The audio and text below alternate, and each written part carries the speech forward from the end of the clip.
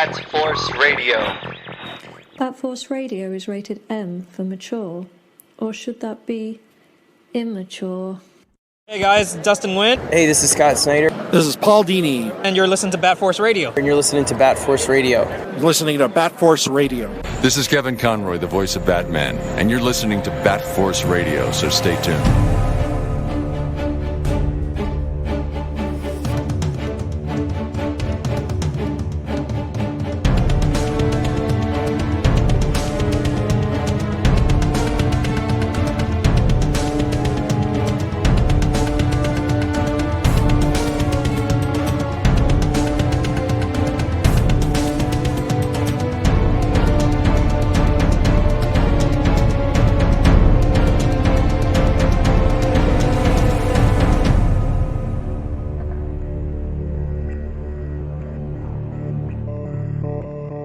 Welcome back to Bat Force Radio, the Batman and DC podcast with no limits. This week we are going to take you on a 4 Jokers episode as we do a little review recaps of the recently ended Batman 3 Jokers by Geoff Johns, Jason Fabok, and Brad Anderson, as well as James Tynion and Jorge Jimenez's Joker War.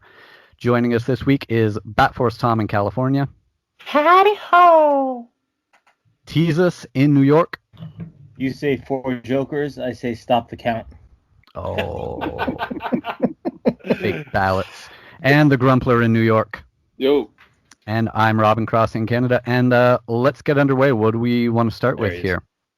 So I think we're going to start with 3 Jokers. So I think it's enough time. We're going to go spoilers, right? Yeah, fuck it. Definitely. And anybody who's been listening to the show, obviously you've you've heard our 2 recent conversations with Jason Fabok and also with Brad Anderson. So we've done a lot of 3 Jokers talk, but largely stayed spoiler-free in case anyone who hasn't read it was listening. But I think we're at a safe point now that we can just go for it.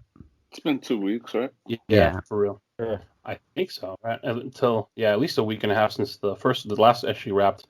Anyhow, so we wanted to kind of roughly talk about the current 3 Jokers wrapping up, but also, I mean, I think it was intended to be such a big book that it's like if we don't talk about this, we're kind of do it ourselves and the book a disservice. So we're going to start at the beginning. So 3 Jokers was birthed of an idea that Geoff Johns had rolling around in his head. He was working with Jason Fabok at the time. They were on Justice League and just knocking it out of the park with their Darkseid War run that they had on Justice League. And so on July 15th, 2015, in the issue of Justice League number 42, Batman sits on the Mobius chair. And that was when the first idea of there being more than one Joker was kind of birthed, because Batman asked to test and see if the Mobius chair actually tells the truth. He asked it first who killed his parents, which it correctly answered as Joe Chill. And the second question he asked, you didn't hear what he said, but then he was kind of like saying, oh, that's impossible. And then, they asked him, what did you ask it? And he goes, I asked him who the Joker was. And it said that there are 3 Jokers. So that was back in 2015.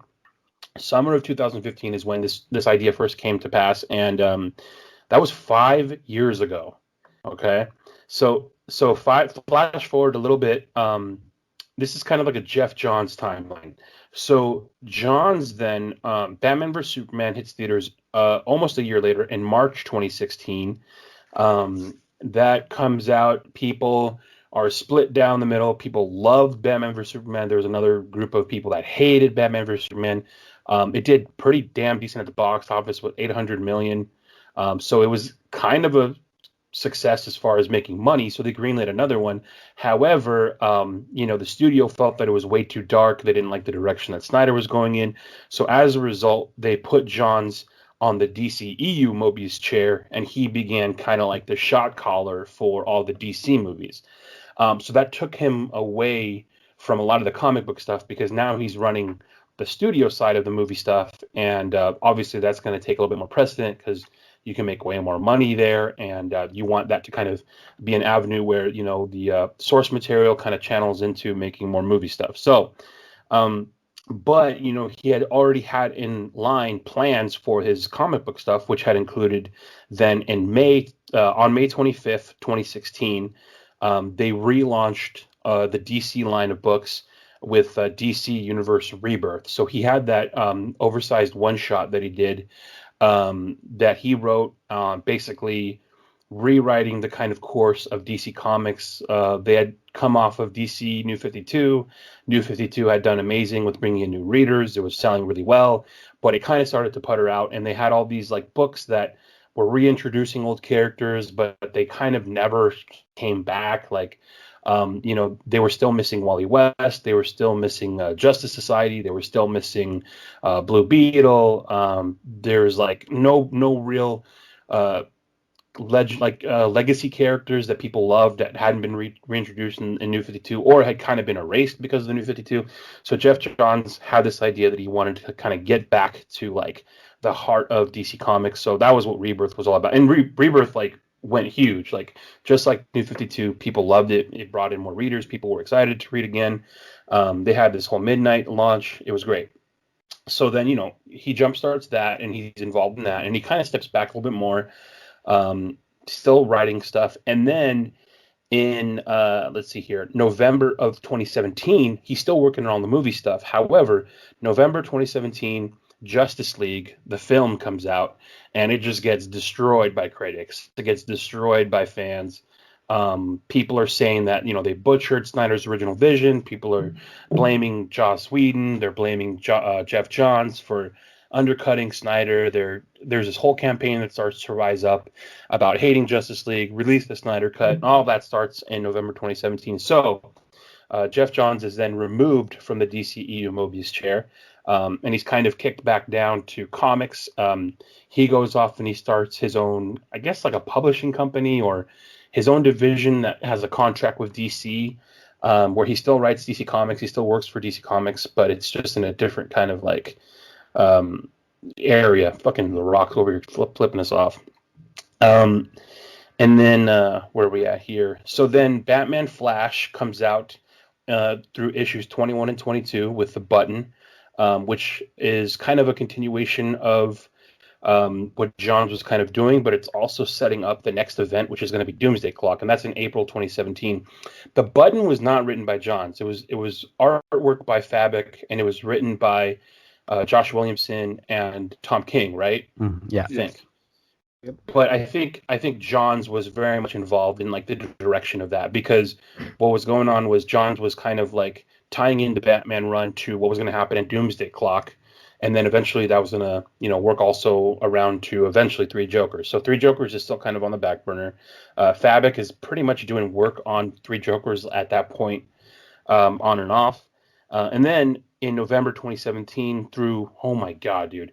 So for 2 years, from November 2017 through December 2019, Doomsday Clock originally comes out in November of 2017, gets delayed over the course of 2 years. It goes monthly, then it goes bi-monthly, and then they stopped it for a couple of months, and then they went back to bi-monthly. And it takes 2 years to come out for 12 issues. So Doomsday Clock, takes up a bunch of time that Johns had working with Gary Frank on that book. And that, again, has repercussions for the DC Universe.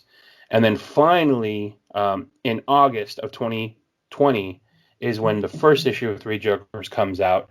And then the 3 issues then come out monthly. So like boom, boom, boom. After 5 years, talking about it, waiting for it, boom, boom, boom, all in a row. 3 issues come out on time, on their dates, no delays, none of that. It just comes out.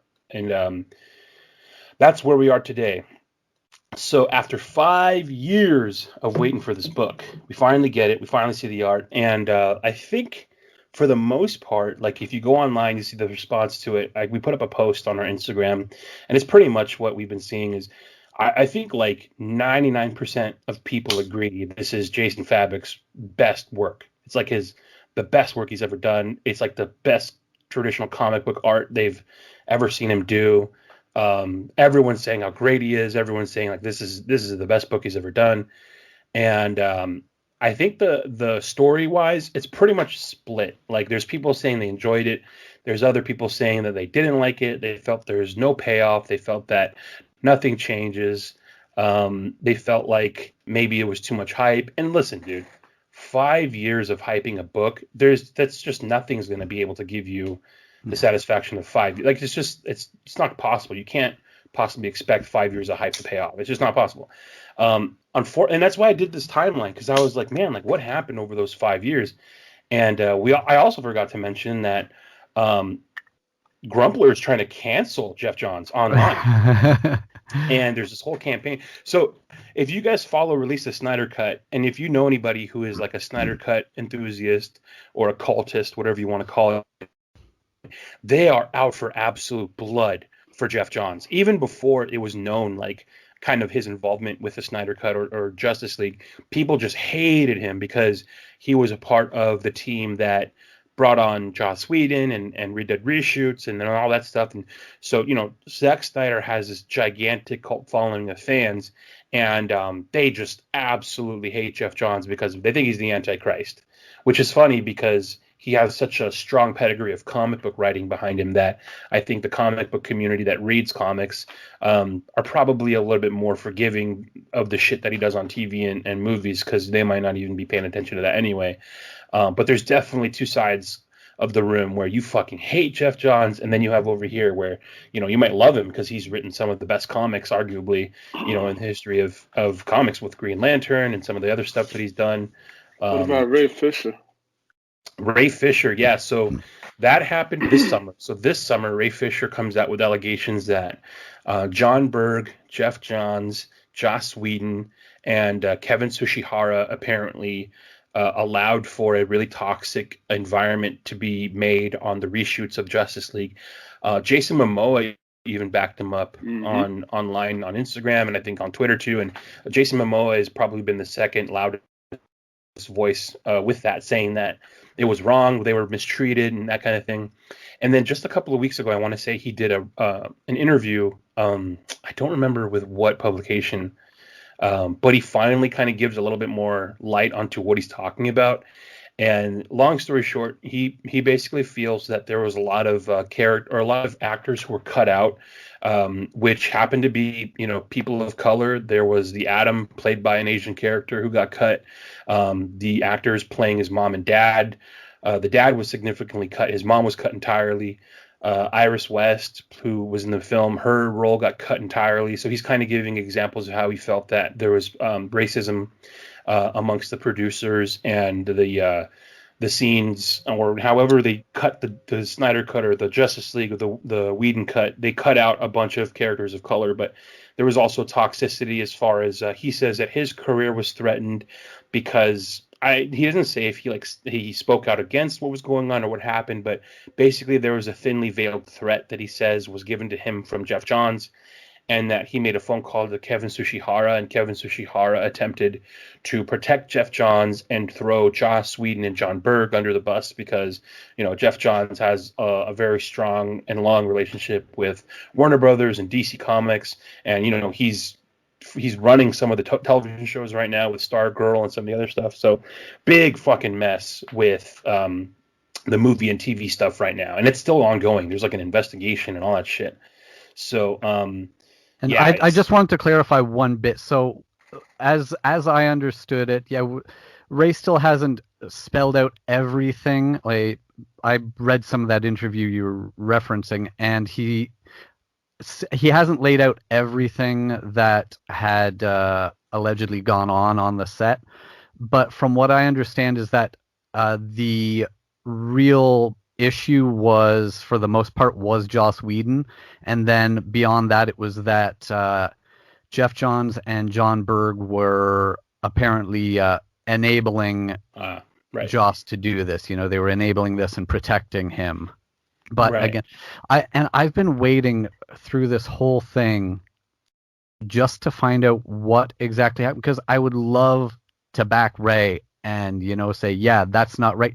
But I didn't know what the fuck happened. Like, we've been hearing this for, a year more, that, this shit went down, and you got to be on my side. Like, I would love to be on your side, pal. I don't know what the hell happened. Well, he's only been speaking out since the beginning of the summer. I think the Snyder Cut people have been saying this for a long time, but they don't know shit. Like, they're just going off of what they want to believe. But it's just kind of interesting that coincidentally, now Ray Fisher is speaking out. But yeah, you're right. Like, I think it has a lot to do with the fact that there's like an open investigation and there's open litigation. So Yeah, I don't think he that's what I legally figured. Yeah. He can't give I specifics. was surprised I was surprised he even did an interview about it because it was I thought that was crazy. Like, and, if you got a lawsuit pending and all this shit, like, aren't the lawyers supposed to tell you not to say shit? Yeah. So I think he was a point he was trying to make was he doesn't want to be silent, so he's going to say as much as he can without giving too much away. But yeah, it's just unfortunate because you don't want to believe that this shit's happening, but if it's happening, it's like fucked up, and you don't want to support it. Yeah. And it might take until all of this comes out in court for us to hear everything, because right now some of the things that we have heard are disputable. Like, you can talk about things from an editorial standpoint. Oh, well, that character's role was cut down because of runtime, or this, or like the Iris West actress. I had heard before any of this went down, because we had seen footage before I think Joss Whedon came on to Justice League. We had seen footage showing Barry and Iris, showing Barry save Iris. Yeah. And the news that came out following that at some point was that, she was going to be cut out of the final film because that actress was now no longer slated to play Iris in the Flash movie. They were going to use someone else, so they had cut that scene. So, it's a lot of the stuff could make defenses about some of the claims that he's making. So we might not hear the, any real damning stuff that may have gone on until after it's all shaken out in court. What I do love is that there were a couple of people who used to say that Zack Snyder was racist and that he was pushing for an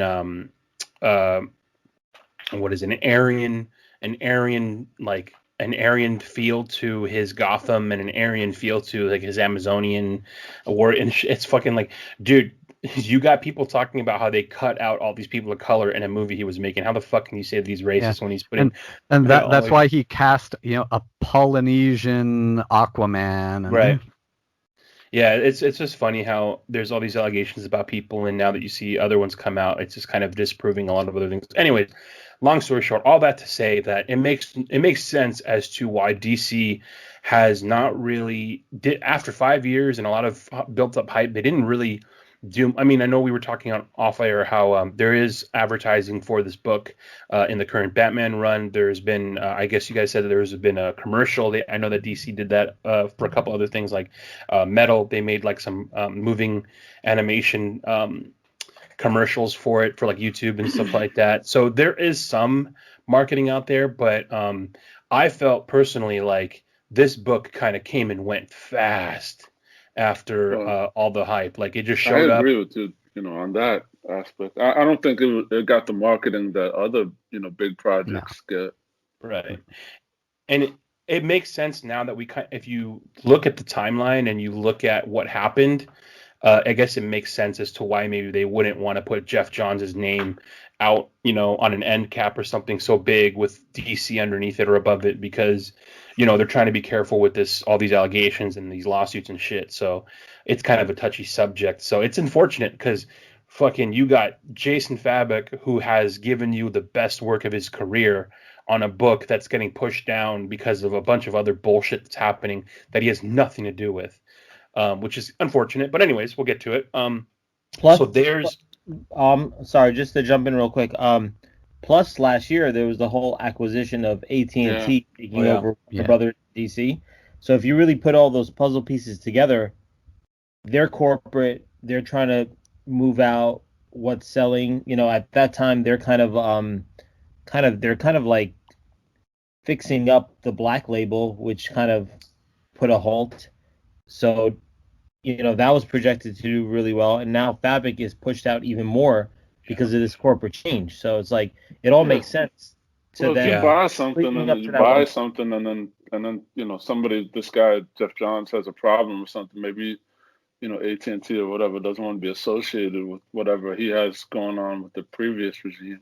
Right. So squeaky who knows? I mean, it's speculation. It's fucked up because you're right. You have this huge acquisition. You have these new heads of whatever, scared. They're scared. They're scared because the last group was fired because you lost so much money, and they made, these big decisions that resulted in a big loss of money. Now you're in charge, so what are you gonna do? You better not fucking lose any more money. And then you got this book to make more. Yeah, you got this book, Three Jokers, which if you've read through it, it's changing a lot of shit that a lot of people might not like. A lot of comic book readers might not be ready for. So it's a big change. So if you put all your eggs in that basket, oh fuck, like are we gonna risk losing all these like readers who don't like how the end of it is? So it's a shame that so much fear is pushing down a project that was meant to kind of rattle people, I think, and because it does that. Just like Black Label, fucking Warner doesn't want anything to do with it. They don't want to rattle people's cages. I'm here to rattle people's cages. They want everything to be like nice and neat. And so, Black Label stuff like this is too much in the other direction. But let's give a little bit of a summary of the 3 issues as best as we can without like just fucking going an hour into each book because. We got a little something coming up where we're going to do that, hopefully. We don't want to give that too much, but we're going to go through something a little cool. If it all pans out, I think we'll dive into this stuff a lot deeper, and it's going to be way cooler than anything that we're going to do right now, I think. So first issue, the art is fucking tremendous, like we mentioned. Storyline-wise, you got Batman, you got Batgirl, you got Red Hood, and they're all kind of talking about the fact that Batman has this lead on the fact that there's 3 Jokers. Long story long, you don't know what's going on, but people are ending up dead. People are ending up missing. They end up at an aquarium. Jason Todd fucking spoiler alert, guys. Jason Todd blasts one of the fucking Jokers through the head, kills him dead. That's the last page of the issue. Fucking crazy. Red Hood just killed the fucking Joker. However, there's possibly 2 more out there. So you don't know which one this was. You don't know if it's the original. You don't know if it's imposter. You don't know what. Second issue comes, and you learn a little bit more. Batman's giving you more backstory about the fact that they're trying to figure out, Joker's been throughout history, possibly 3 different Jokers. The criminal, the clown, what was the other one? Criminal, clown, the comedian. Yeah, comedian. And I believe that they killed who did Red Hood kill? I think it was the clown. Yeah, I think so. Yeah, it was the clown. He killed the old one. Right. And so second issue, it ties in with the fact that somehow Joe Chill is involved because Joe Chill goes missing from his cell at Blackgate. You learn that he's got cancer. You're feeling sorry for him. You're tying in Batman's origins now into this a little bit more closely with Joker. Also, you learn that Joker knows who Batman is. Batman is Bruce Wayne. Joker also knows who all the Bat family is, which has kind of been hinted at through various incarnations of the Joker in books. In the very end of the second issue, I think, is when you start realizing that they're trying to kidnap people. Is it the second issue that ends with them figuring out they're trying to create a 3rd Joker? I think so. Yeah, that might have been book 2. I'm having trouble remembering the timeline because I read them most recently all together. Let's just say it is. So, book 2, they figure out they figure out a way to make more Jokers, and that's why there's 3. Is because there's originally 1, then he made 2 more, and then he's trying to figure out the perfect fucking mix to make 3. And then also in this issue, you realize that you're seeing him like dig up people to create and try to experiment on how to make a 3rd one, and he's already tried, or they've already tried, and they've failed because every time they try to make a 3rd Joker, it goes sideways. And you're just not getting the perfect one. So that's how Joe Chill comes in, and kind of end of issue 2, beginning of issue 3, you realize Joker believes the best Joker. They're trying to make the best Joker, and the best Joker that they could possibly make is one that is tied so closely to Batman. It's literally the fucking guy that made him. So what they're going to do is they're going to make Joe Chill into the 3rd Joker and replace the Joker that he killed, make him the best Joker, all this shit. You learn that the criminal is kind of the mastermind, the brains behind the operation, and he was the one that was kind of pushing for all this to happen. So book 3 is him kind of taking up the reins of the whole thing. And this is kind of where you see, you go to the Monarch Theater again. We have a scene in the Monarch Theater where they release all these Jokers that have been created by the Jokers.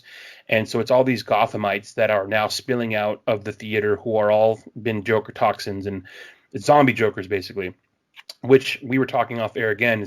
And I was like really fucking like sad that it was taken from like the pages of the Batman run that we're currently reading. And I was like, fuck, like this is like kind of anticlimactic, because just what Fabok was talking about in one of the last episodes that we had him on, which major plug for that, by the way, if you want to hear him talk about it. He mentions how him and Johns were kind of bummed out that they were doing things in this book that they had been planning for a long time.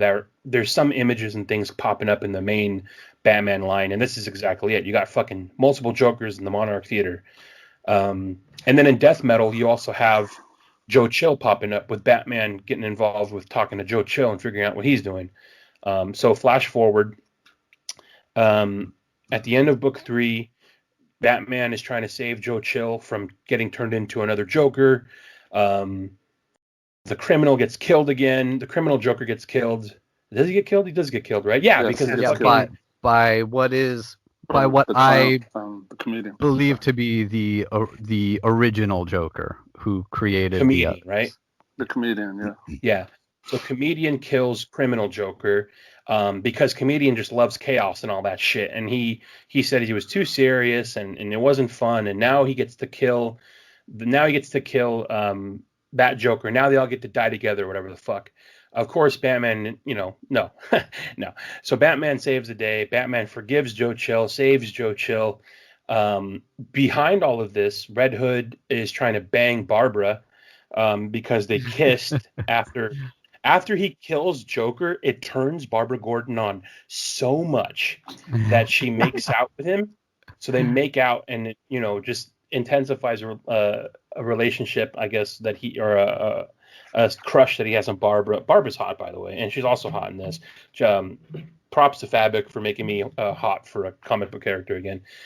But yeah, so it's basically issue 3 ends with criminals dead. The Joker that supposedly made the other two talks about what happened and how they did it.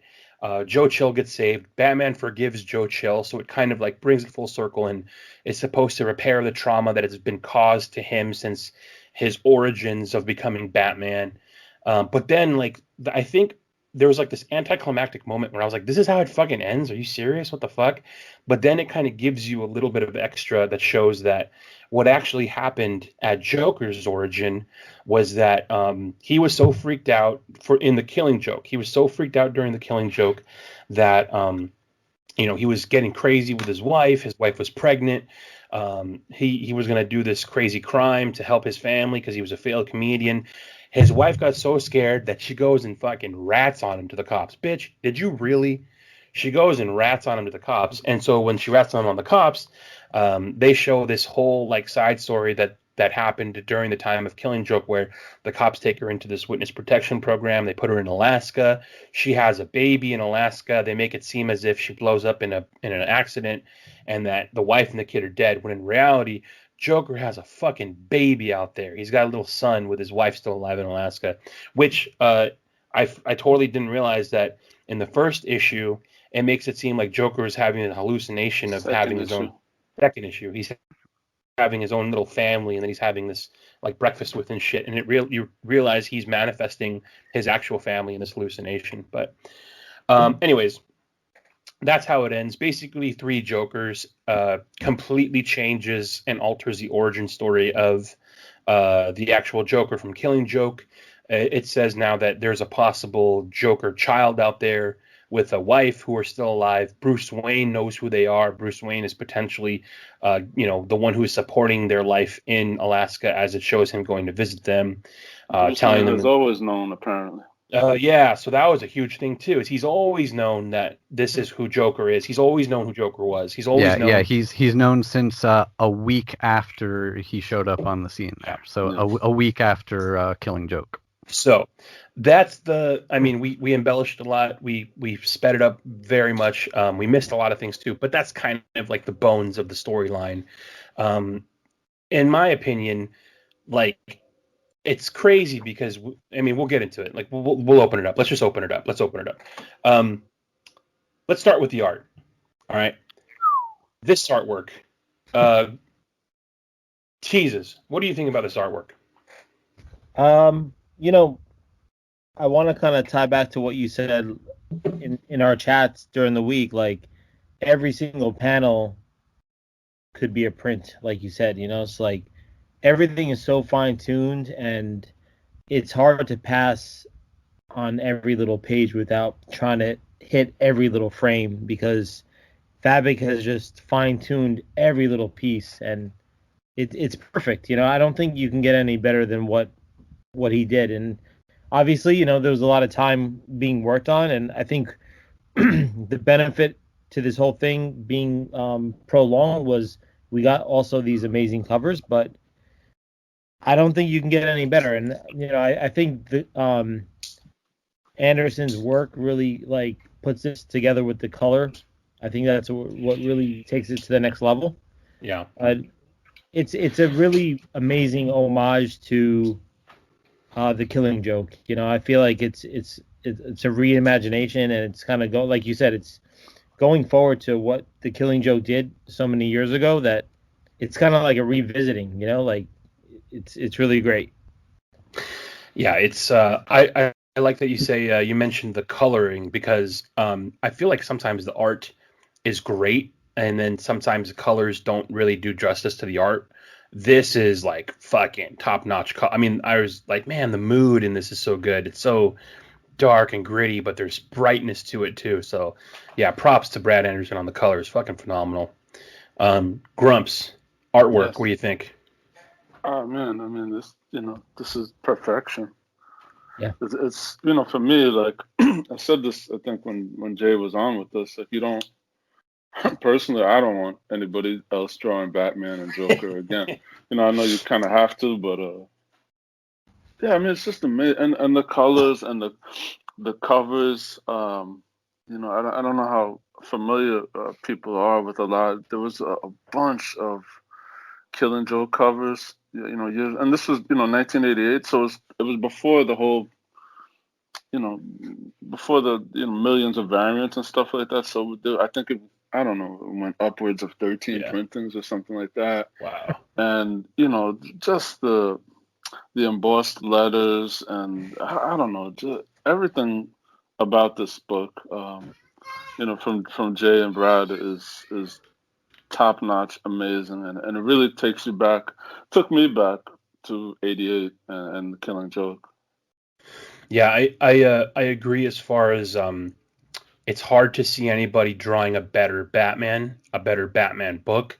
At this point, I feel like the only thing you can get that would be somewhat cool, like, you got to go stylized. So like, like a Murphy, something that's not like a traditional. It's more of like a stylized approach. That's the only way you're going to get like cooler. I don't even know if you want to say better, but something that's as cool is something different, And right now, Jorge Jimenez on the Batman run is an example of like a stylized approach where you can't get better than Fabok, so you don't try, you got to do something different. You got to make it look different and cool, and he's doing that with Batman right now, which is like, it's got its own cool. Like, man, Grumps, I almost feel like, and this is a big statement, but I almost feel like Fabok is like the new Neil Adams for our generation.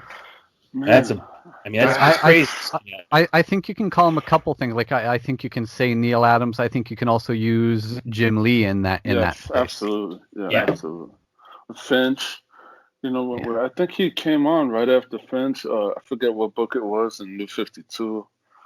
Was it Gotham Knights or something like that? I know he was on Detective Comics during New 52. Didn't they go one after the other? It was almost seamless. Like, they worked together. They worked together on Dark Knight. Dark Knight, yeah. Yeah, it was Dark Knight. Okay, yeah. So yeah, you could say, like Robin said, Jim Lee or Finch or Neil Adams even. Yeah. It's a treat, it's definitely a treat. throwing it back to New 52 real quick to give New 52 some props. We had Greg Capullo on the main Batman run. We had David Finch on Batman Dark Knight. We had Tony Daniel on Detective Comics. And that was all within the same like month or two of each other. And also Pat Gleason on Batman and Robin. Oh fuck, dude. And Chris Burnham on Batman Incorporated, if you want to go all the way. There you go. And with Grant Morrison on that too. So talk about some amazing stuff coming out at the same time. But yeah, man, Fabok is just. Robin, your thoughts? Yeah, if we're going to talk about the legacy that this was following, so this is clearly largely a spiritual follow-up to The Killing Joke. You know, it recaptured the feel of it with the way they did the covers, like Grumps said, that raised lettering on the title. So Brian Boland was sort of the benchmark for Joker art, and now that I feel like that torch has been passed to not only Jason Fabok but also Brad Anderson. The way that these two work together is so perfect. And when we had Jay on last, we spoke to him about working with Brad. And when we had Brad on, we spoke with him about working with Jay. And hearing the two of them talk about the way they see each other's art reveals why they work so perfectly together. They give the same level of attention to the same details. Like we heard them both discuss the different points of light and the different angles, and how Brad loves that Jay uses these spaces, leaves spaces for him to put in this lighting, you know, from multiple angles and all this. And they work so perfectly together in so many ways. And it's really, but like Brad's colors, like, we're talking about how good the art is on this, but you can also look past this for how good Brad is at what he's doing. Brad was also the colorist on Gary Frank's work on Doomsday Clock that Geoff Johns also wrote. So you're really seeing what the pedigree of his colors are, and just how well he and Jay work together. I don't know who's going to beat them without, like you said, without just going for a strong style. Guys like Sean Murphy, Matteo Scalera, Liber Mayo, you know, these guys that just have one of those styles that as soon as you see it, you know it's their work. Jay and Brad are creating what is sort of that traditional comic art. That's why I compare it to Jim Lee, because that's what Jim Lee was. Like, Jim Lee was the definition of comic book art. You know, that where the traditional accepted style of comic art had evolved to was Jim Lee, and now I sort of feel that role has been taken by these guys. Yeah. I think at this point, I think we'd all agree that he has surpassed Jim Lee as far as just consistency and I guess like impact. Like when you open up a page and you look at his work, you're like, oh my god. Jim's just not as active right now, you know, with anything as far as like ongoing stuff. So he's kind of just taken on that role of co-publisher. But I mean, I don't know. Maybe this is kind of what people felt like the first time Jim Lee took on Batman and Hush. You know, when they're cracking open Hush for the first time, and he's doing like Harley Quinn, he's doing Riddler, he's doing Joker, he's doing you know, kind of like a Rolodex of greatest hits people in that book, and people are like, oh my god, this is so amazing. That's one difference. I can pick out one difference from what Jay and Brad are creating in Three Jokers to what Jim Lee was doing, though. Jim Lee sort of did a strong style with some of his characters, and that might be what allows me to say that these guys are sort of usurping that spot, because Jim did have some of his takes on characters did turn some people off. Like, I know not everyone loves Jim's Joker with the piano key teeth and the long nose, you know, and the chin and everything, like the strong features. That his Joker is pretty stylized. Or the dragon tattoo. Yeah, there you go. The Joker with the dragon tattoo. I know some people have taken issue with those particular style choices over the years, but everything with what Jay and Brad are doing, it's just subtle and sort of textbook. Like, if you were going to do a textbook of what Batman and Joker and Batgirl and Jason Todd looked like, it's going to look like this book. Yeah, for sure. Yeah, Teases, what do you give your rating for the comic book art in this book? It's an easy 11 out of 10. Oof. It's really flawless. If you flip through everything, there's literally, I don't think there's one character that doesn't exceed expectations. Like you said, Barbara Gordon or Batgirl is amazing. Down to Gordon. I mean, I think one of my favorites is Jason Todd. I think they really, he really went above and beyond with him, and I like the part where they do the little flashback from the original story or Death in the Family. That they just cross over so nicely in that black and white. And again, that goes back to Brad's work, but the whole black and white scenes, how it has the ability to really jump back and forth and give an homage to these classic stories that everyone is familiar with. So it's perfection, and I really I want to give it another read straight through. You really just can't ask for anything better. I wanted to say before, real quick, can we just? I'm sorry to cut you off, Jesus. Jump in. The Killing Joke, Brian Boland did the art and the colors, and as a matter of fact, he did the colors on the anniversary edition. He didn't color the original. Yeah, you're right. Yes, so he had I guess updated the colors and whatever. So it's to these Brad and Jason to meet that historic level of is really amazing. I would probably go, oh man, art. I want to go back. I don't know what we've given like the highest so far, but yeah, the thing that's so impressive is when you have to break it up like that. When you trust your art with a colorist and you know that they're going to do a great job, that's a big thing. And the fact that like there is literally nothing I can think of wrong, and everything's perfect too.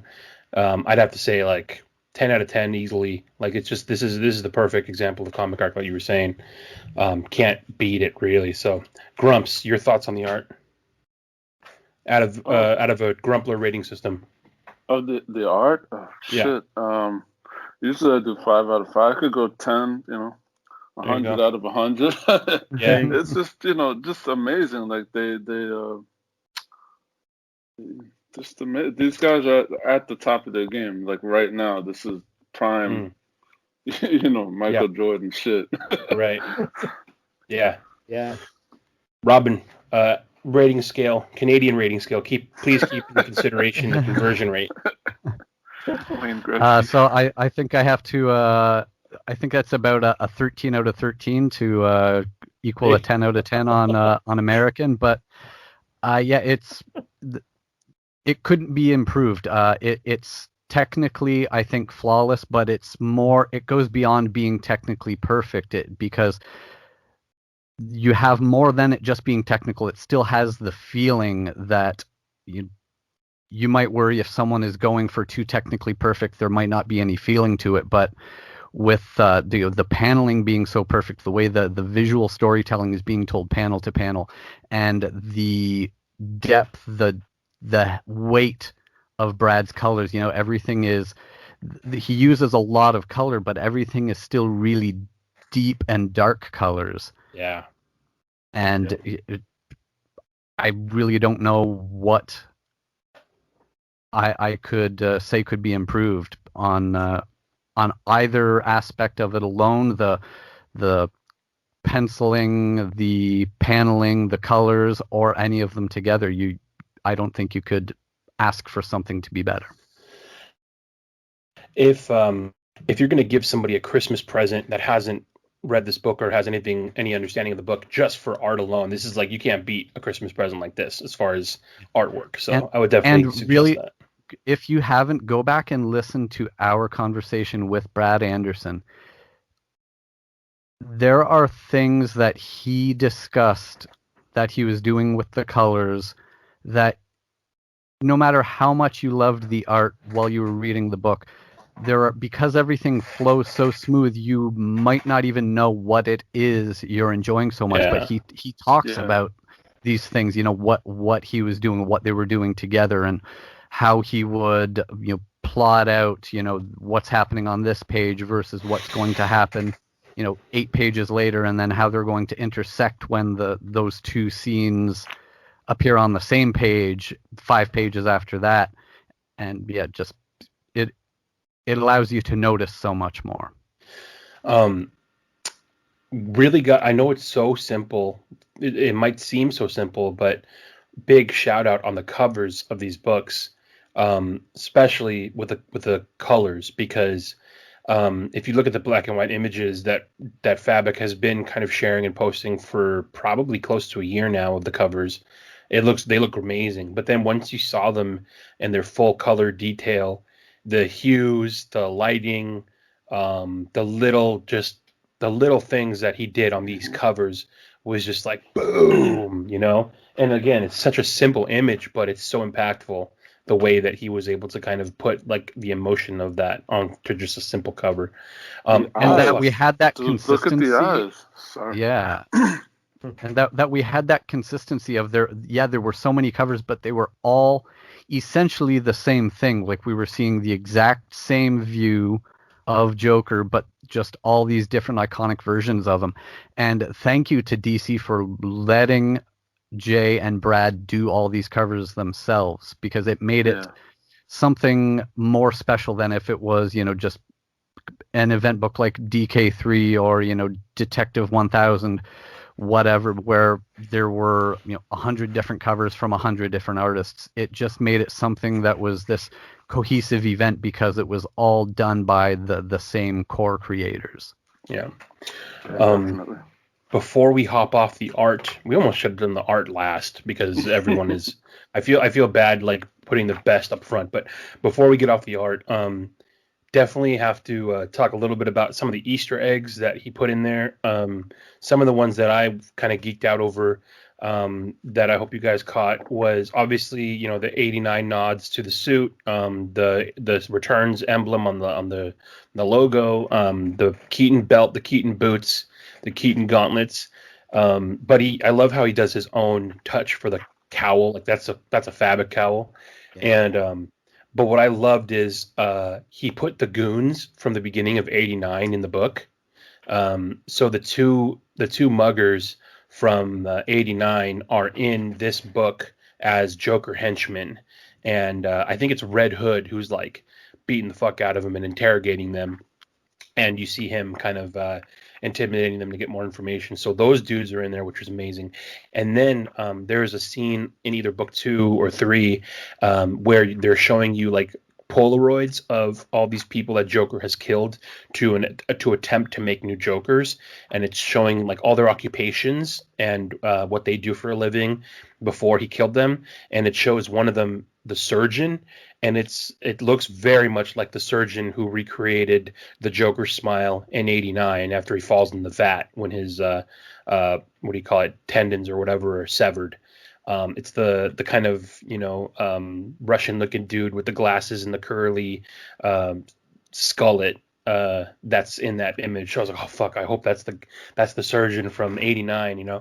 I don't know if did you guys find any other little Easter eggs like that? Any teases that matched? I mean, obviously he almost recreated panels from Killing Joke too. I mean, there were a lot of homages to moments and just iconic art from over the years.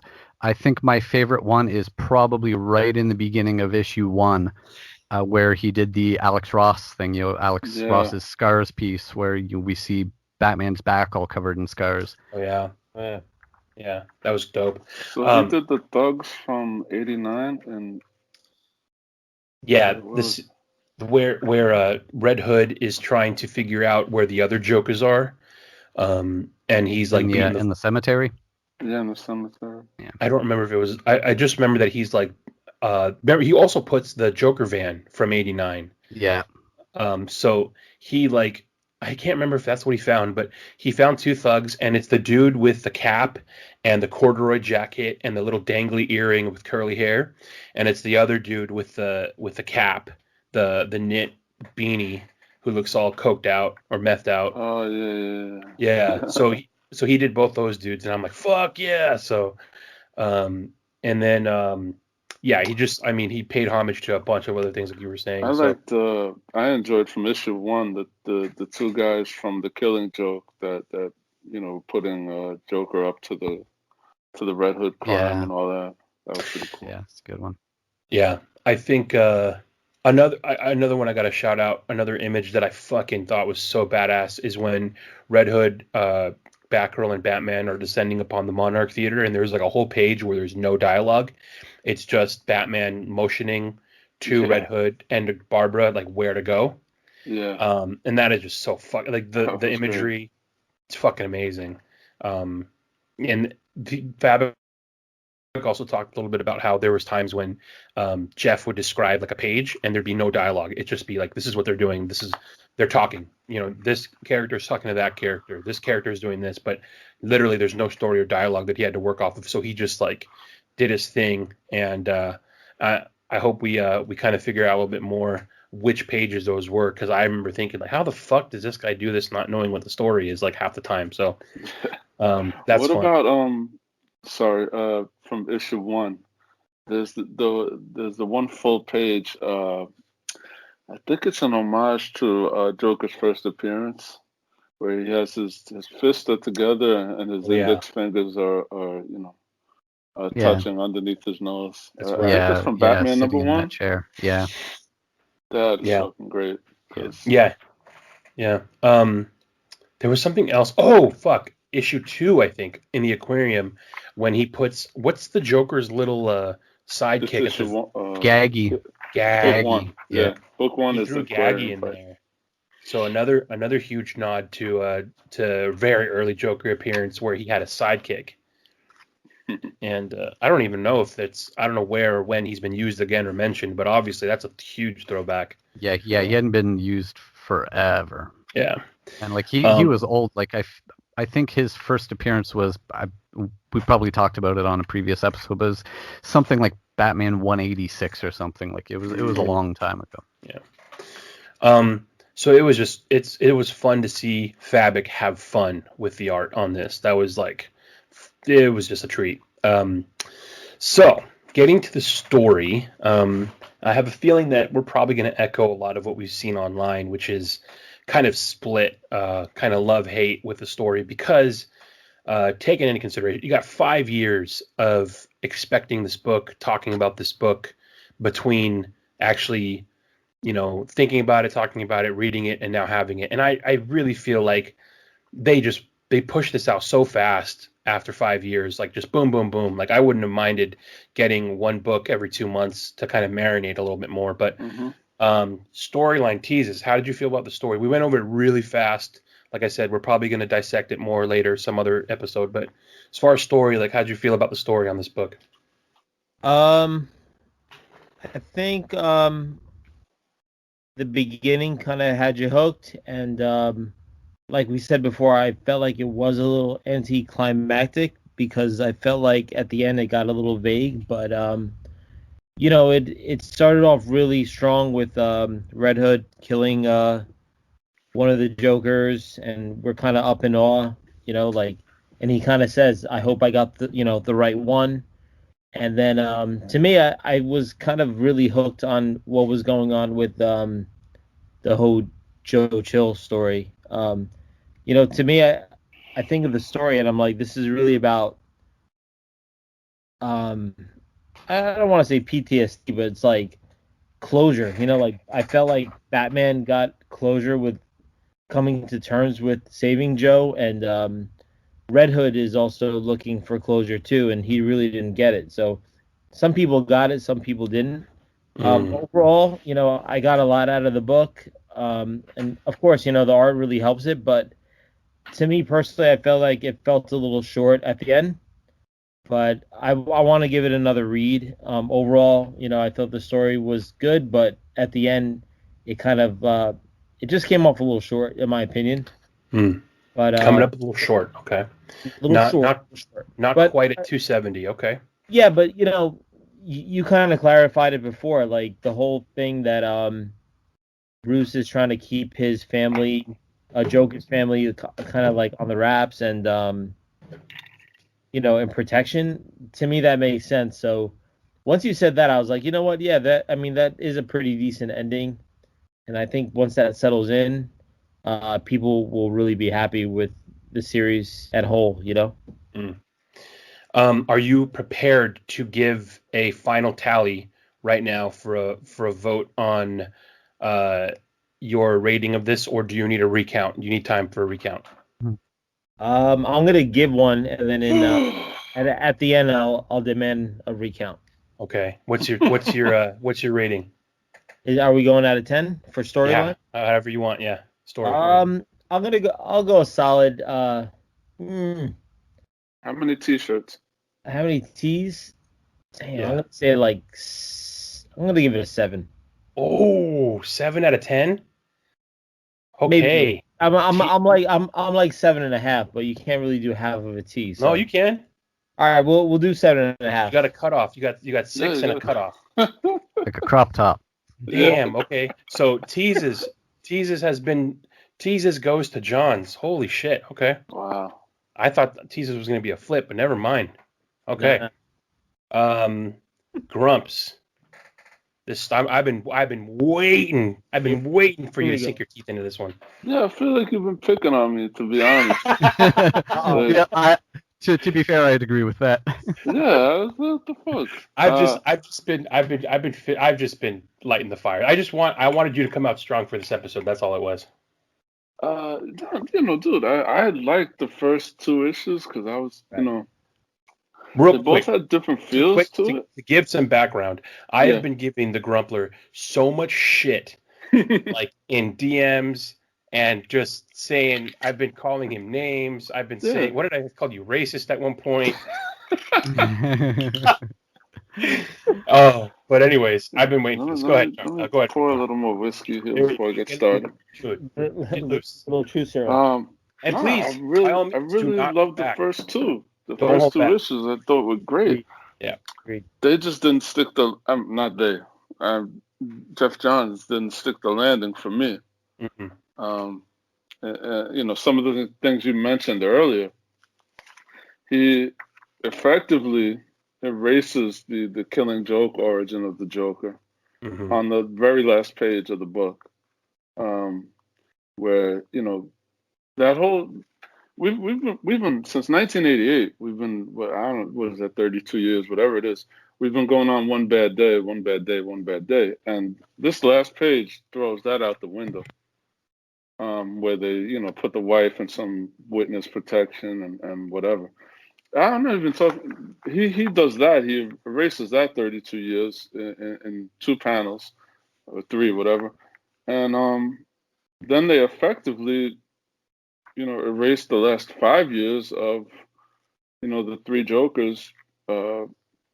It doesn't, but the Joker's name isn't what's important. It has never been. So what are we doing here? I've been waiting 5 years. Now you just told me it's not important. I like how you mentioned. Really? I didn't stop to think about that. Over 30 years of kind of adhering to the understanding of that kind of origin. Yeah, which has been said, that's not the definitive, Right. But we, fans took it as that. Yeah, and writers too. I feel like you don't. Yes. They don't fuck with that. They go with it, And I can't remember one writer who didn't treat it as canon afterwards. Exactly. Yep. Unless they're writing some sort of Elseworlds or something.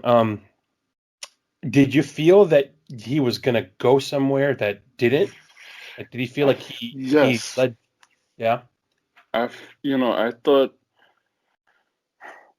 kind of thought there's no way that Jason Todd survives this story. Oh my god, I thought the same fucking thing. Because it was, as said on the show with Jay, they kind of weave. It's more Killing Joke, but they also weave Death in the Family in there, which was great. And I was like, how the fuck is this guy gonna survive this? Just it wouldn't make sense. But then he did the whole friend zone thing, or romance. Yeah. And I was like, oh man, are we really doing this? That one hit me too close to home, to be That honest. kind of. I agree with you. She's like smoking, and that Jason Fabok should draw a Batgirl as well while he's at it, right?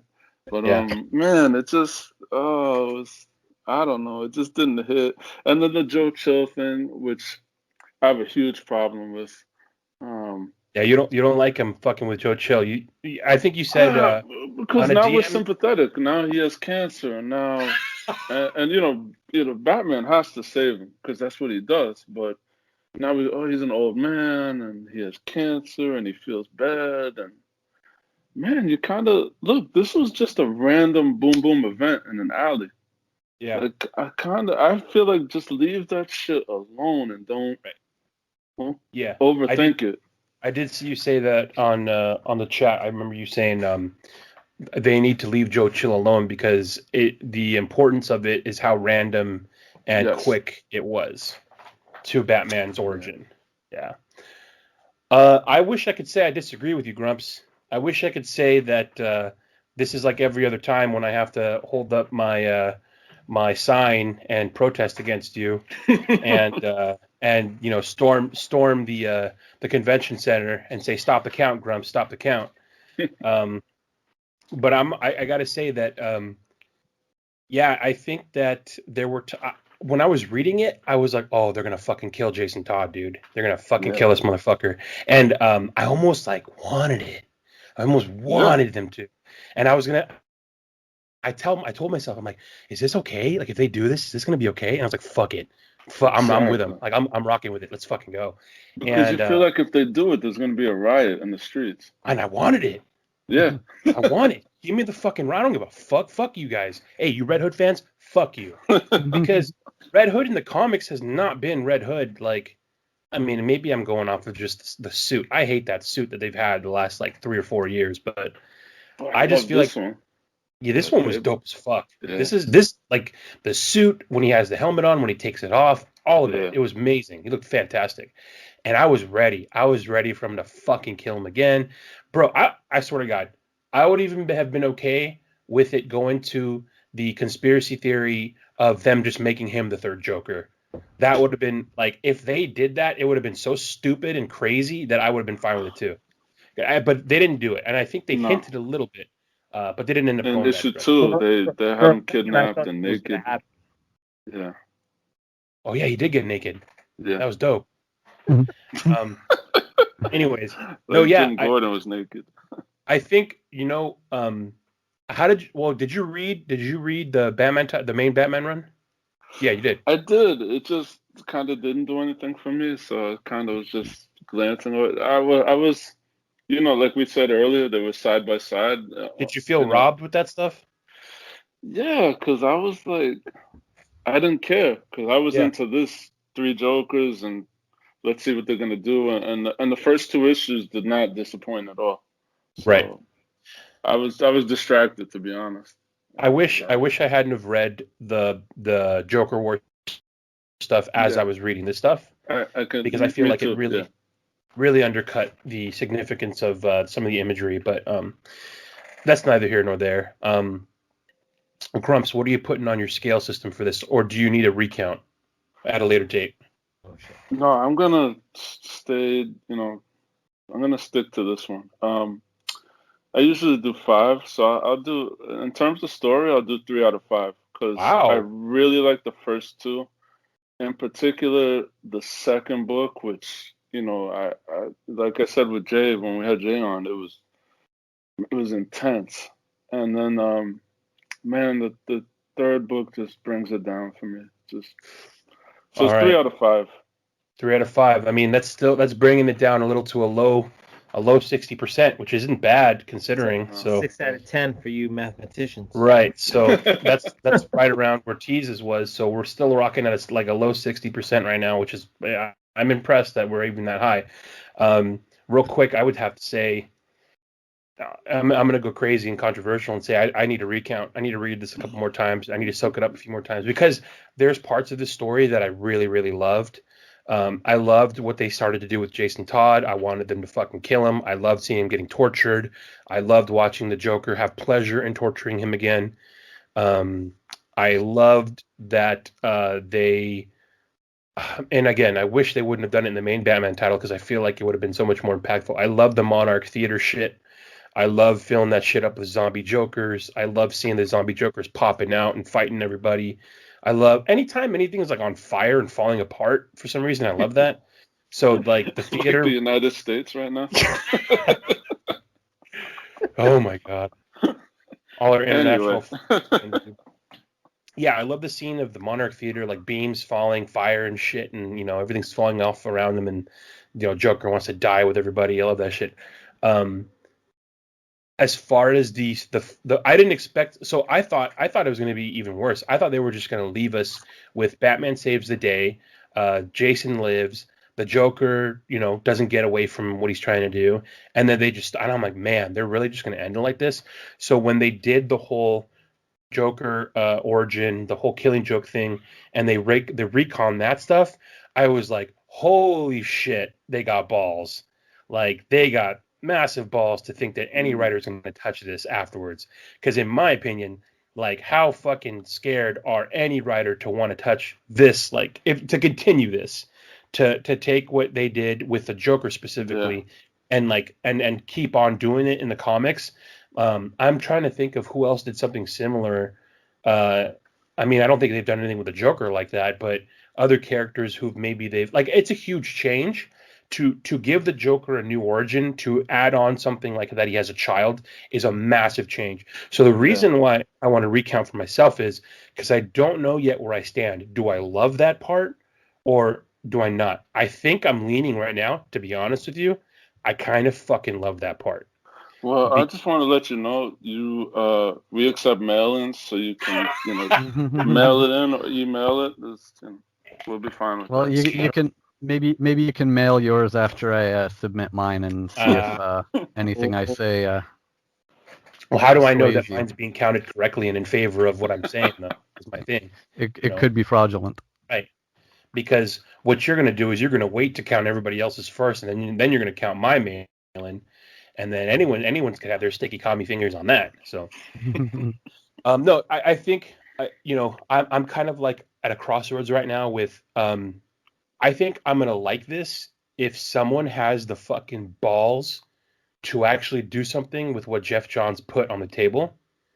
But my fear is that no one's going to have the balls to touch that. That's just too crazy. I agree with you. It's so crazy that, you got 30 years of a certain way of doing things, and now you got somebody coming and saying, this is how you're going to do it now. I mean, he's not saying that because they very clearly said that this could be taken as Killing Joke, where you don't have to treat it as canon. It could be its own self-contained. So they're smart as far as saying that. But let's say at some point, if they get a decent, or I don't want to say decent, if you get a great writer that has the balls to touch this shit, I'm going to be like, oh, fuck, I'll read that. So I'm still on the fence. Do I love it? Do I hate it? I agree with you there, totally. Like, you could look at Alan Moore's Killing Joke and say, all right, I can go from here, 100 different ways, but this one, I don't know. Right. If you got the balls to take on this, good luck. I don't think it will. I don't like thinking that this was done and that it's just going to stay this way and you just throw it away, because right now, if you don't do anything with it, you're throwing it away. So if there's no artist out there who has the balls to do something with it, I don't feel like it's going to impact anything. So I want somebody who I want someone that's fucking crazy enough to make it good and do something crazy. Like Joker's Daughter is an example of garbage. Yes, that's garbage, and it was done terribly. And it's no one talks about that character. No one cares about that character, and the idea or the concept was weird and crazy, and people upsold that book, but this cannot turn into that, and I hope it doesn't. And either touch it and do it well, or don't fucking touch it at all. Yeah. Don't disrespect this kind of opportunity by doing something half-assed. Just don't fucking touch it. Don't touch it. If you don't think you're going to do a good job, if you don't think it's going to be as good as what it can be, just don't even try. You know, take it serious. That's the way I feel about The Killing Joke, and even a lot of people feel about Watchmen. Just don't touch it. Oh, Doomsday Clock. Yeah, and The Dark Knight Returns, for that matter. Don't. Well, yeah, I mean, don't touch it. Right. Well, Dark Knight Returns. I mean, I think that Dark Knight Returns is great because it happens. You could say it happens so far into the future that you don't have to kind of touch it. You know, this stuff though, it feels like it happens. Now in 2020. Right. Yeah. Yeah. I feel like. Yeah. Well, anyways, that's where I'm at. Robin, your thoughts? Yes, please. So, okay, I'm going to focus just on the end of the story because that's where, for most people, it seemed to go off the rails for them, and it didn't for me. And that is largely because of the nuances of what happened or didn't happen, and the meaning behind the things that happened or didn't happen. For one, I was glad that they didn't go with some crazy big ending like everybody's dead and the whole city blew up and Alfred's dead again and Commissioner Gordon is dead again. And they didn't do any of that crazy stuff. And I don't know if you guys saw the leaks. After the first book came out, there were supposed leaks, like what were reported to be leaks online, that said that by the end of the story, Jason Todd was going to be the new Joker, and he was going to re-cripple Barbara. Oh, I'm so glad I didn't see that. Ridiculous. So glad I didn't see that. So those were online, so I'm glad that those didn't happen. But part of me always wondered, right from the time that I saw those, did Geoff Johns, in some Machiavellian plot, leak those rumors himself to put people off the scent of what would really happen? I like this. But anyway, so we talked about for some people, the end of this changed the Killing Joke canon for Joker. And for me, it didn't, because it didn't change what set Joker off and gave him that one bad day, because he doesn't know that his wife was just put into protective custody to be kept away from him.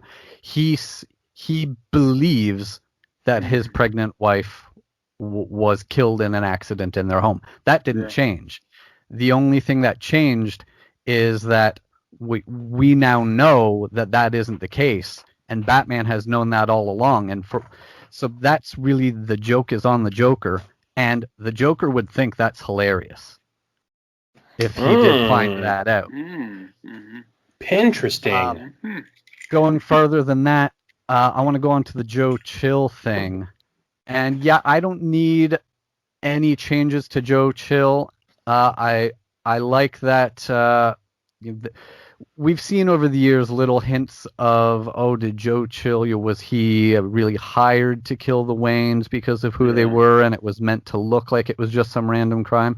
I like that we stuck with this story stuck with it was just them. It happened to be them, but he recognized them. He knew who they were. He knew they were these rich people, and just killed them anyway. But going to the end, the reason why the Joe Chill stuff worked with me is I like the idea that the Joker who was really orchestrating this whole thing, because part that we glossed over was that this one of the Jokers who was, either the second or the third one that was created by the original, this was his idea to make a better Joker, and that, we can use Joe Chill, he'll be the best Joker.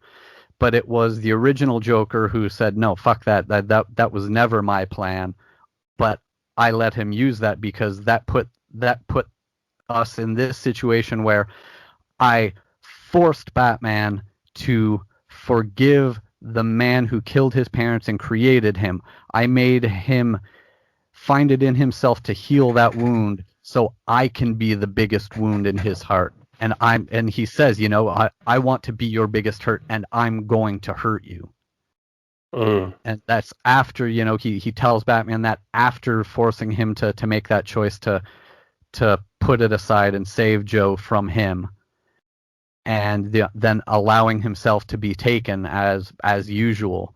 and then revealing why he did all of this to Batman. For me, that means a lot. Like I like the implications of Joker concocting something so clever that he forced Batman to overcome what made him who he is so that he can be what makes Batman who he is now. That's why I love doing this, because we always get stuff that I didn't think about. Yeah.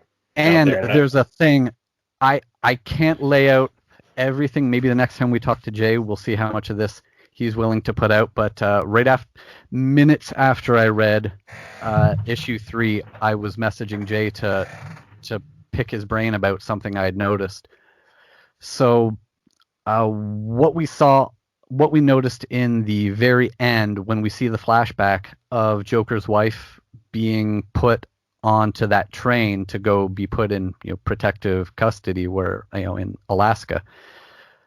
So she's getting on the train, and there's a gentleman, attendant, whatever he is holding her luggage as she gets on. And if you look closely at the luggage, there are initials on the luggage. Yeah. There's a JW. So what I immediately started picking Jay's brain about. Now, I will say that Jay would not confirm that this was the case. And it's up to him if he thinks he's allowed to discuss the possibility of names when we speak to him next. But the first thing that I started asking him about was, okay, this is JW. Does this mean that Joker's wife was a Wayne? Was this her luggage and she was a Wayne, and this is why she had the ability to be put into protective custody for the rest of her life? Whoa. Because she had the connections of a Wayne? Or was Joker a Wayne? Oh, God. And we didn't know. Now, I feel like the idea of his wife being a Wayne would potentially be, a cooler way to look at things. But, but so far as we know, neither of those are the case. I'm not breaking any news here that, I was told one or either of them are a Wayne. That's not the case. That was just something I spitballed to Jay, and he said he liked the theories, but that wasn't what they were doing. Okay. I like that it's a conspiracy, kind of like how Arthur Fleck believes that he is Thomas Wayne's son. Yeah. In Joker. And as far as that whole thing of Bruce knowing that Joker's wife was really alive all this time, and that the child was eventually born and all that, I think having that mirror because we've always had the idea come up in comics that Joker does know Batman's identity. He just doesn't care because that's not what he's interested in. And I like having that mirror image that Batman has always known what Joker's real name is, but it doesn't matter because it's not going to change what Joker does. It's not going to change what he did, and it's not going to change what he does next. So having them mirror each other that way, where they both do know who each other are, but they're not going to reveal it to anyone else. They both have their own reasons for that. Just that mirror image, I think that makes perfect sense. Mm. Yeah. Robin, out of your Canadian Canuck rating system, what would you say as far as story? I'm going to go out of 10, and because I like those nuances in the end so much, I'm going a 9. Wow. Okay. Wildly high. Going to need a recount probably on that, but that's your prerogative, and we're not going to force anything on you. That would be assault. So, you have to count my ballot. Have to count that ballot. Exactly. All votes matter. All votes matter. I'm surprised at how we kind of all collectively. I mean, okay, let's average that out. Let's go. We got 6s and a 9, so we're probably sitting pretty at like a 7, huh? 7.5 probably. I don't do math. That's why I got into what I do. So I don't have to do math. That's why I don't count ballots. Well, hold on. What were the numbers? So we had a 9. What, 2 6s? I said 3, so 3 out of 5. So I guess So that's that comes to 6 out of 10. And then Tom, what did you give? I am withholding. I had a mail-in ballot, so it's not in yet. Okay, so if we're just taking that, that's 21 out of 10 right now. We're blackjack. Oh, all right. I mean, I think we've been pretty fair all around. I don't think that no one is. I think everyone's kept emotion out of it, which is good. Always good. And this is one of those cool things that I always say this. I feel like the best stories are the ones that are divisive. Like we've been talking about them all night here. You don't get much more divided than Killing Joke and Dark Knight Returns. There's so many people who hate Killing Joke. There are people who hate Dark Knight Returns. Yeah. Alan Moore included. Yeah. Well, Alan Moore hates everything. He hates what he had for lunch yesterday. It's funny to me, like getting back to Killing Joke, like the thing with Barbara and all that, like that's a thing that happens in this country at least on a daily basis. Unfortunately, very unfortunate, very sad, but like for that realism, I'm a big true crime guy. For that realism to make its way into comic books, I thought was it really it stayed with me. But I years later, 30 years later, people don't they don't like it, or they see Barbara as a tool or whatever. I'm like, rape and sexual assault happens every day in this country. It's really disgusting and sad, and just to see it make its way in comic books was that much more impactful, in my opinion, anyway. And I feel obligated to point out that that's one of the big arguments of the events of Killing Joke is you have the people divided on whether Joker raped Barbara or not. Yes. And absolutely. I feel obligated to point out, I've already pointed out on the show, but when DC put out that Absolute edition of The Killing Joke, last year or the year before, that includes Alan Moore's original script, I feel it's important to point out that at no point in his script does he say Joker, draw Joker raping Barbara, or make it look like he raped Barbara, or suggest or hint that he. Nowhere in there does it say anything about it. So I think that puts the argument to rest that it wasn't there. People are just connecting their own dots in my mind. Yeah, I appreciate you pointing that out, Robin. I also don't appreciate the fact that you're making a blanket statement like that, and for that reason, you are now canceled. Again. Sean Murphy canceled me last time. Now I got it again. All right, so I think I mean, if you take what we just said, which take it or leave it, we're basically saying that. We're idiots. Who cares what we think? Right. But even with our critiques, we're saying that we pretty much favored this book overall. Like the art, 100%, regardless of the story, is going to save this thing for you. But I don't think we were that bad we weren't that harsh on the story as much as I thought we were going to be. So there you go. It's not a bad book if you count our decision. But moving along, we got as this book is coming out, we have Joker War that has been built up for a bit.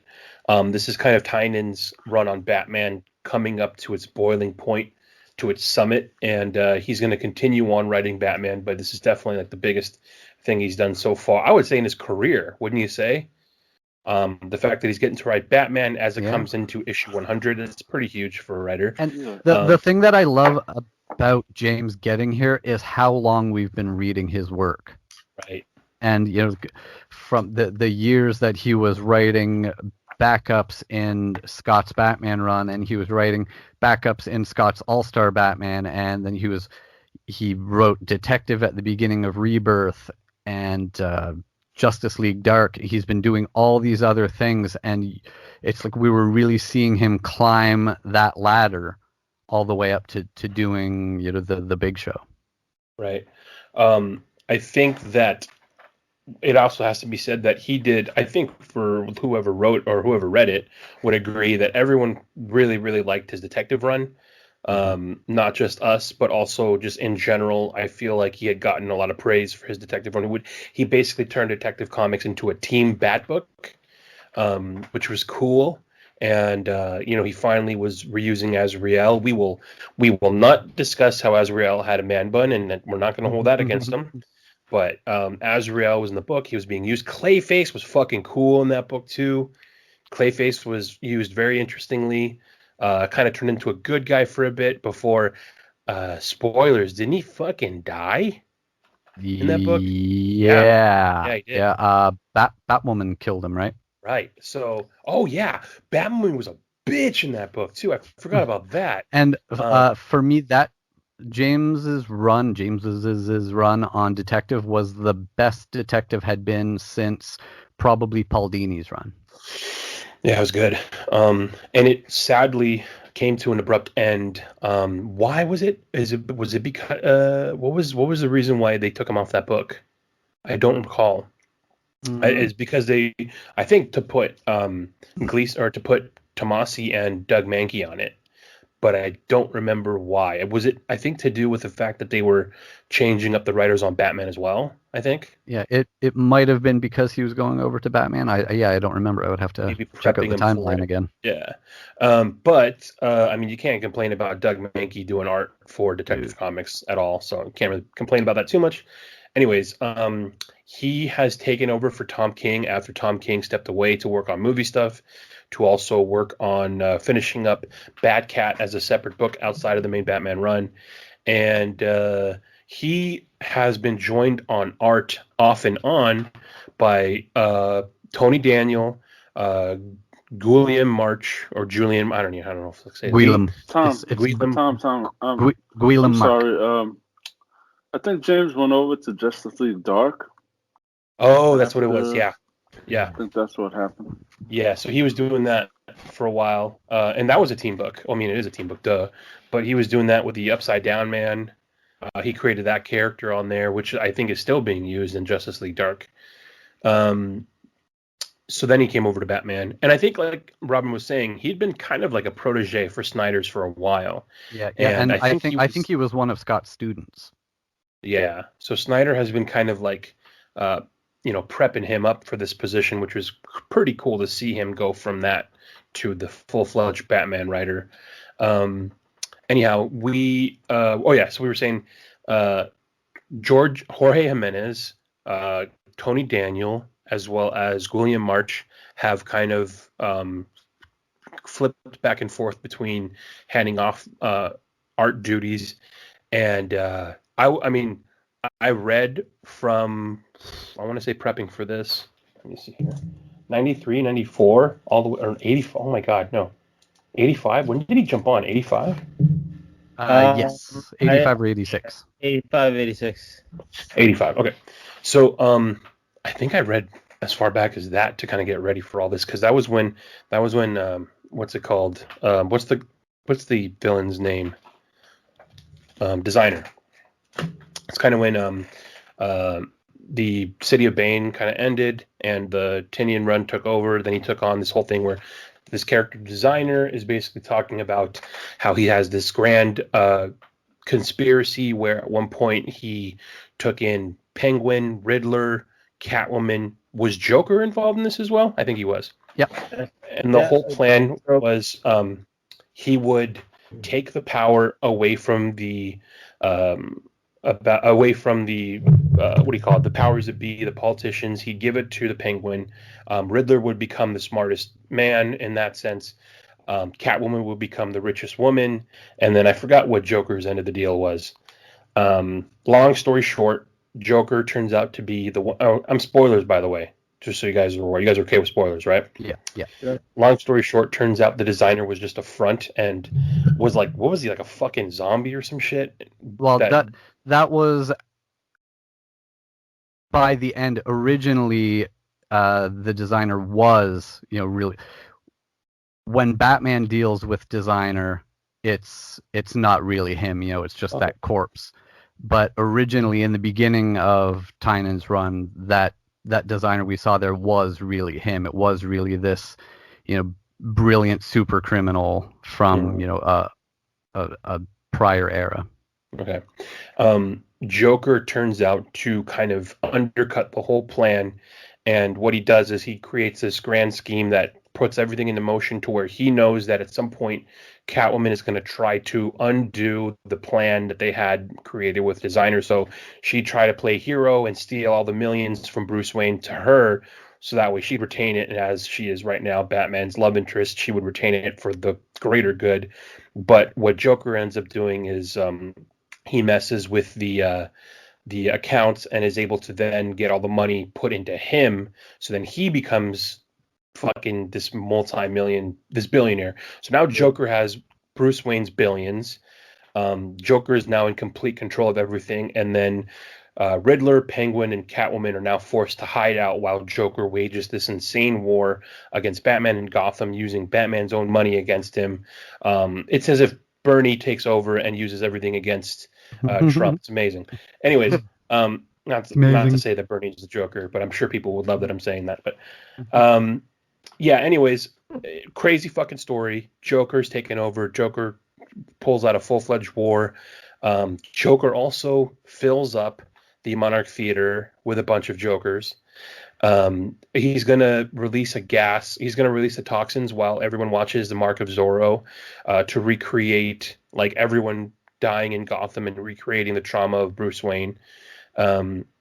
That's the general gist of the story. And I can't remember how the issue of 100 ends. I know we're going to spoil a little bit. It also shows how Joker now has access to all the little mini caves that Batman has throughout Gotham City. And something that he does that's crazy. Robin, did you read this far? Yes. So there's that chrome suit that they don't know where it came from. They thought that Bruce put it there, but he didn't. Mm-hmm. And it turns out the Joker was the one that I assume that now after reading it, Joker fucking put it there. So then he could create his own suit to fight Batman in. So that chrome suit that everyone was losing their minds of, thinking that would be the new bat suit that looks very similar to Batman and Robin's third act. What's his name? George Clooney suit. Turns out that it's not the real bat suit. That's just kind of like a prototype that Joker ends up stealing. Teases, what ends up happening at the end of issue 100? Because I don't even remember if I got that far. I'm actually at 99. All right, so fuck 100. Anyways, well, one thing we were talking about the unfortunate nature of 3 Jokers and Joker War coming out at the same time and both having a very similar Monarch Theater scene. Yeah. There's another one of those that happens in Joker War that, granted, they're not at the same time, but it echoes back to Curse of the White Knight as we see. This is spoiler alerts if you guys want to plug your ears because you haven't read it yet. Harley saving the day. Oh yeah, shooting Joker in the face. That's right. Yeah, I forgot that Harley's a huge part of this whole storyline. Mm-hmm. Harley and Punchline, the new Joker girlfriend, they're always constantly going back and forth. But I'll say this much: obviously, we haven't invested a lot into the story because there's so much going on outside of it with, White Knight, like Rob mentioned, with 3 Jokers. I personally haven't really given a fuck about anything but 3 Jokers. I've kind of just been thinking of that and then, catching up on other things. But I got to say this, Jorge Jimenez's artwork in this book is fucking great. He's been killing it since he was on Super Sons. Then he was on Justice League with Scott Snyder. If you haven't read either of those books are dope, specifically because his artwork is so awesome. And he's extremely stylized. He's got his very own unique style that he does that is, I'm trying to think of what to compare it to. You can't really, because it's kind of his own thing, but it's kind of like, there's like a genre of books out there that it's almost like, I don't want to say like anime. Yeah. I was thinking that. Sort of there, yeah. Kind of. And Jorge's another one of the guys, the colorist he's working with for, I think, the entirety of this Batman run is Tomo Mori. I never know if I say his name right, but he's a super cool guy. But the two of them, they're both excellent, and their styles complement each other so well, too. And Mori's another one of those guys, like his work with Clayman as well looks amazing. But these 2 guys together are similar to what we were saying about Jay and Brad. they work so great together. Really, really have to give massive props to that team because it looks great. The fucking artwork is great. The angles are great. There specifically, I think on 98, on issue 98, there's a scene where Batman is dropping into right in front of the theater that I put up on my stories because it looks, I would fucking want a poster of that. Then the next panel is Batman walking, kind of like a low angle looking up at him walking into the theater. That looks fucking amazing. So, okay, artwork as far as that book, phenomenal. Also, have to throw a huge shout out to Tease's boy, Guillem March, because I've been looking, and I'm sure everybody else has, I've been looking for a replacement to Ethan Van Sciver's work, because as much of a shitbag as that guy is, in my personal opinion, I got to give it to him that I loved his art, okay? And it's hard to support someone that you don't really appreciate anymore. So I'm like, fuck, man, got to fill that hole somewhere. That's what she said. And this Guillem, I feel like, has been just getting better and better. And in my opinion, if he continues on in that direction, he's going to be, in my opinion, like kind of like a new Van Sciver that you can call upon for not just this, but like, a big event book that needs to have like 12 issues done and you want consistency on it. So you put and this you can guy call upon him for not being a super douche. Yeah. So I feel like this guy's headed in that direction. Yeah, his covers have been really dynamic and really unique. And to me, when I'm reading, I think his splash pages are really unique. And, it kind of reminds me of, I could tell like he grew up liking Todd McFarlane because you see him and what he does for Batman with these splash pages are really unique, and it's just not what you see nowadays. So that's definitely one of my favorite aspects of him. And he's a good, humble guy, and he has a different, unique.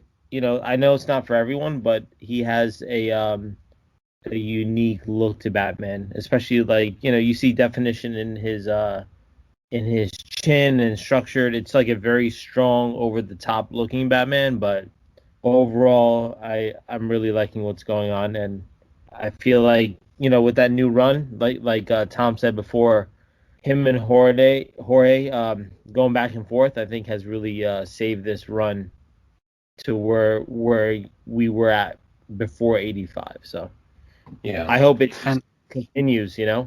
And just to point out, stab, Jesus? What was that? I'm sorry. What was that? A stab? No. I'm just asking. It's just a question. A stab to what? Where we before at the previous writer of Batman? No. I think Tom King. He had his run, man. That was 85 issues, and again, I think a lot of people had gripes after issue number 50. You not being one of them. Yeah, no, I would say, we all invest a lot of time and money in audible guess. I do want to point out before we finish talking about Guillem March that he didn't just come on the scene either. Sure. He's been doing great work for a long time. Right, yeah, he had a big run in New 52. He did Catwoman, yeah. Yeah, and I feel like he's getting his due right now, though. Yeah, for sure. Yeah, and we would have had him on the show by now, but it's that language barrier thing. He isn't confident enough in his English to be in a setting where he's, talking to a group of people in English for an hour. Right, I could translate in Spanish. I could pull a who did we do that with? We translated for somebody. Might have been Jorge Fornes. Oh, that's right. Yeah. But he did pretty well, but I think he was a little more confident in his English. Right. Tony Daniel also has been on some of the art with this, not as consistent as the other two, I would say, but definitely doing covers early on and also doing some interiors early on. Tony Daniel, you're either going to love him or you hate him, I feel like. I feel like Tony Daniel's been along for a long time. His artwork, and it's weird. I feel like he's kind of changed his style a little bit. Oh, for sure. I think people who were used to him liked him a lot more before, and since he's changed his style now, people don't like that. So I think that's why people have kind of shied away from him. Yeah, that might be what it is. I would have to say, like, I strongly prefer his work from like back when he was on his run with it was Morrison, right? That he was doing the art on. Yeah, like I loved his work there. You know, I think it feels like he might have been told by somebody that he's doing like too much of a David Finch impression or something, or maybe a Jim Lee impression, and maybe he like started changing things to stand out a little bit more. Maybe that's what happened. He should have said "fuck you, I'm Tony Daniel." Yeah, because hey man, not a bad thing to go after those guys.